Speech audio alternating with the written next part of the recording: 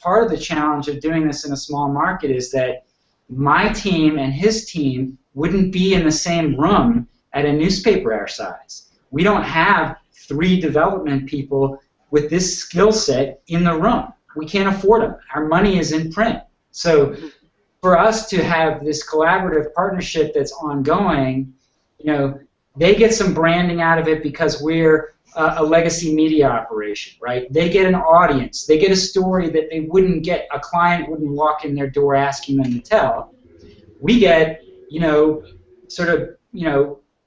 this skill set and these people who are, get paid $80 an hour to do what they do, basically working pro bono for us because they give a shit, Okay, so can you say how much it costs, or was it just rolled? Was it rolled into your? When Net News Check called or whatever, I was like, yeah, we wrote a $2,000 check, and he's like, yeah, but it was 200 hours, man. And I'm like, well, he asked me how much I paid.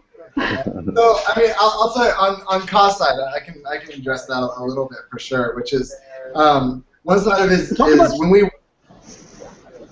Yeah, it was when we went into this agreement, and part of the arrangement was when I talked with Giles is that our goal here was to try to not lose that much money, but part of what we wanted to do is really design also a platform, and this is where it gets to be. We've heard a lot about people talking about like how this is totally not sustainable. When you hear 200 hours and you hear, we basically got paid $2,000 for this. Obviously, that's not. That math doesn't add up.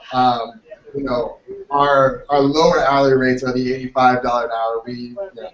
Our hourly rates are sometimes over over $100 an hour for the work that we do, the creative work that we do. Now, that being said, one of the things that we set out as a team to do was to create a platform that was replicable. So thinking about what is the structure of how we can actually tell stories this way that gives flexibility to being able to create things like the audio in the room, where that's a combination of both web design and audio mixed together. So sections that allow for that type of creativity, the ability to embed certain information into the content in and of itself, and to have some of these sections that could also just be big images or other video embeds in some of that space. So the next time we do this, it will be those hours and those numbers aren't exactly right, but so it's kind of hard to say. That was the kind of first go about really for us creating a